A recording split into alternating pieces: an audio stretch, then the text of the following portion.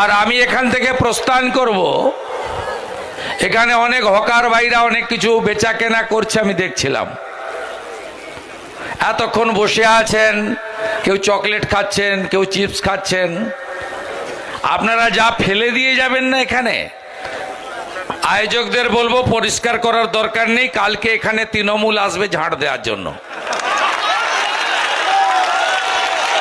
এই দুটো কাজ ওদের আছে, আমার ঢোকার সময় এটা বলে আর পরের দিন ঝাঁটানোর কাজটা করে।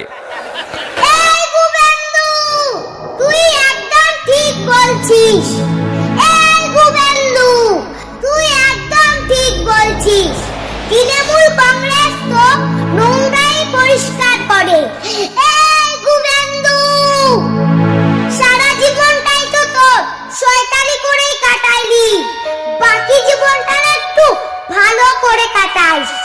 এই গুবেন্দু, আমার কথা কানে শুনছিস তো? তোকে বলছি, তোকে।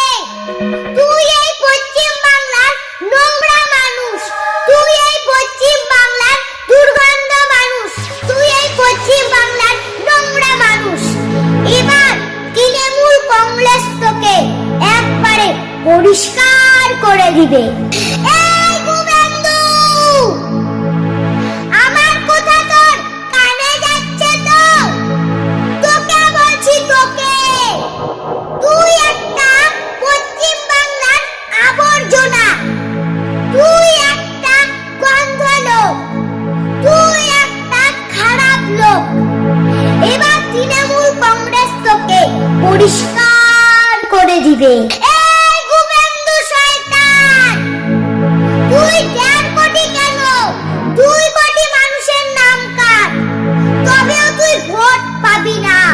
মমতা ব্যানার্জি জিতবে, বুঝেছিস? এই চোর, এই শয়তান, তোর বাপ গণেশ কুমারকে গিয়ে বল ভোটের তারিখ তাড়াতাড়ি ঘোষণা করতে, আমরা ভোট দিতে চাই। এবার পশ্চিম বাংলায় আমরাই জিতবো। বন্ধুরা, আমি একটা কথা বলতে চাই, এবার ভোট হাতের ছাপ দিয়ে নেওয়া হোক, নাহলে বিজেপিরা আমাদের ভোট চুরি করবে।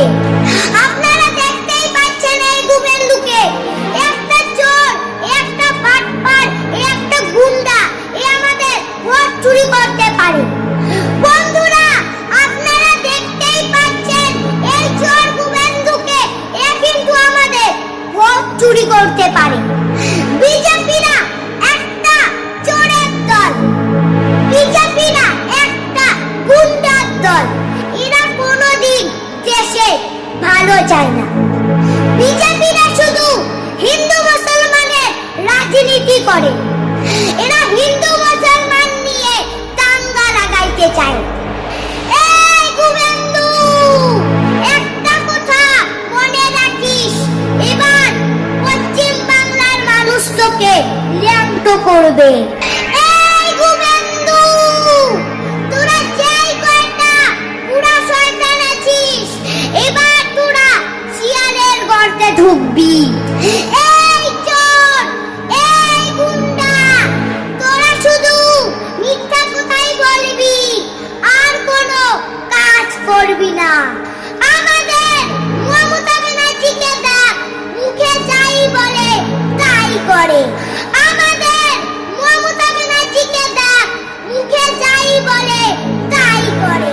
তোরা তো শয়তান, তোরা তো মিথ্যাবাদী, তোরা তো সব সময় মিথ্যা কথা বলিস।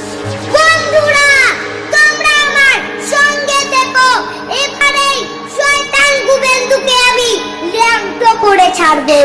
এই গুবেন্দু, বাকি জীবনটা একটু ভালো করে চল, নইলে কিন্তু তোর বড় খবর আছে।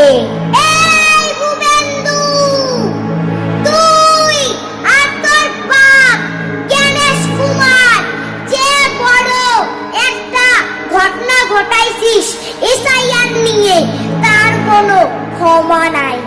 আমি কিন্তু তোকে হুঁশিয়ার করে যাচ্ছি, একটু ভালো করে চল। এই গুবেন্দু, পশ্চিম